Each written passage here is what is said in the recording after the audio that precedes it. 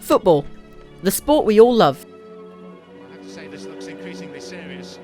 One or two of the Bolton players turning away in some distress. The strip is our skin, the ground is our church, the fans are our family. The working men's sport has become a religion to us all. The highs and lows are indescribable to outsiders. However, the grass isn't always greener or as glamorous as one might presume. The vision of a life of luxury is thrown into the minds of millions of teenagers, but what is it really like to be chewed up and spat out by the world that is football? Just 1% of academy footballers make it as a professional, but what happens to the rest? Is enough done to revive the careers of the other 99%?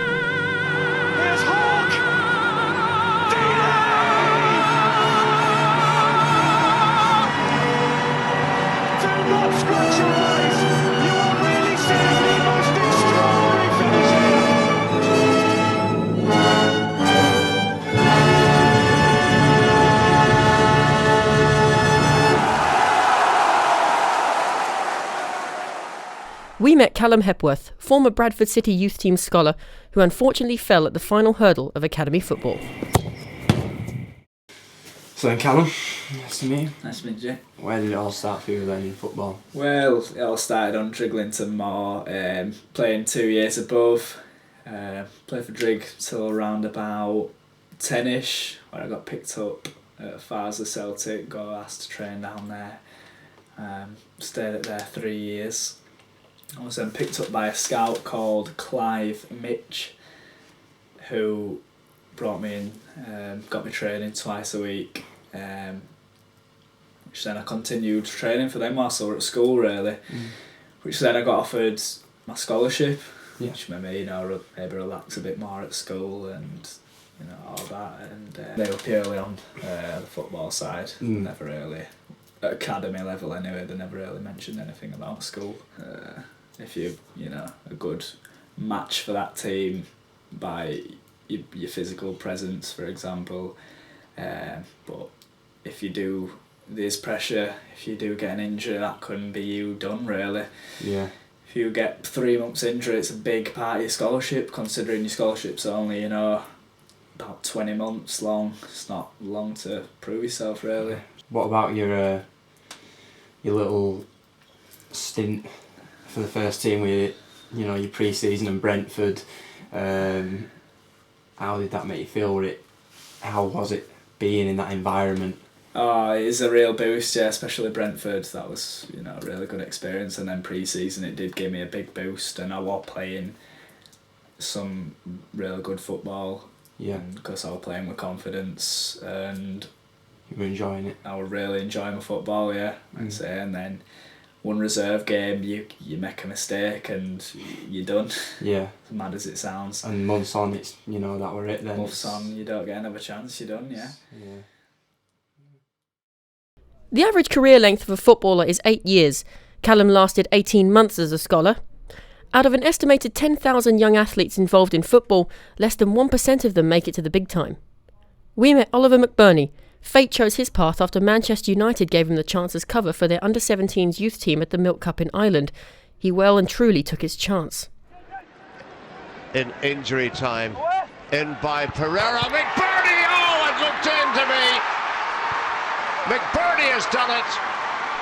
He can't believe it. That is a knife through the hearts of County Tyrone. Oliver McBurnie, his 5th goal of the tournament. The man who's on loan, on work experience at United from Bradford City, has done it, and he has surely won this final. So, you got your scholarship at Bradford Yeah. at 16 or 15. Yeah. End of your first year, Yeah. you weren't sure what was going to happen. Yeah. And you got a call. Yeah. What happened there?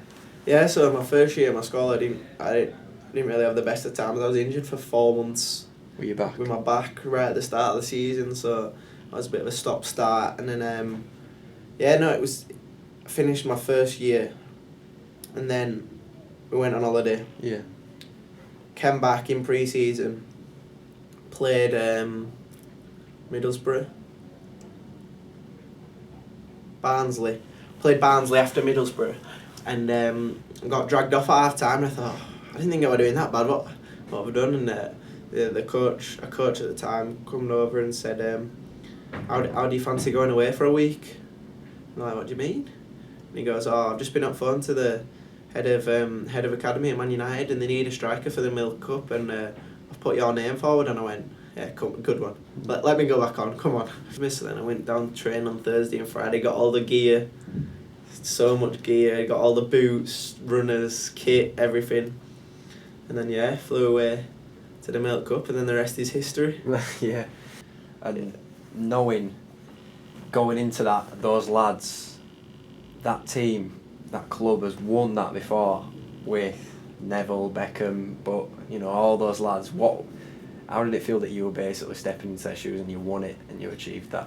I didn't realise how big of a tournament the Milk Cup was until when I got back and realised how much of a big deal was made out of it, sort of thing, you know what I mean? And I just, before I just thought, I'm just going a pre-season tournament with United, but when I got back it kind of sunk in, and hearing obviously all the sorts of players that have been in, Welbeck and Beckham, Giggs, Adnan, Januzaj, and it was crazy, to be fair, but I enjoyed it. I loved it. Yeah. Making your debut for Bradford, that were the next big step on it. What were that like, and the attention that you had and the reputation that you'd picked up over the last month or two? Yeah, it was crazy, really. I didn't really.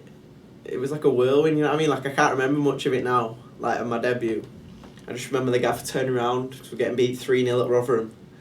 And I just remember him turning around and saying, Ollie, go get warmed up. And I was like, me? Or so I was anxious, obviously, but then as soon as I come on, the guy went down for about 5 minutes, so I just stood on the pitch not knowing what to do, you know what I mean? I've been on the pitch all my life and I didn't know what to do.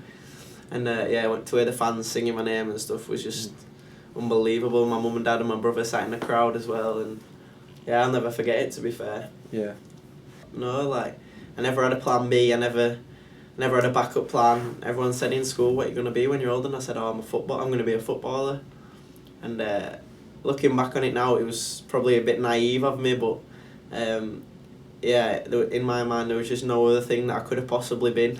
Yeah. I was just always going to be a footballer, so thankfully I'm on my way to being a footballer now. We've met two footballers whose careers have taken them in totally opposite directions. It is clear that the Players Football Association does a lot to help the youngsters stay on the right path, but it's purely left in their own hands to ensure their long-term futures. Football can be cruel, even to the best. Be lucky.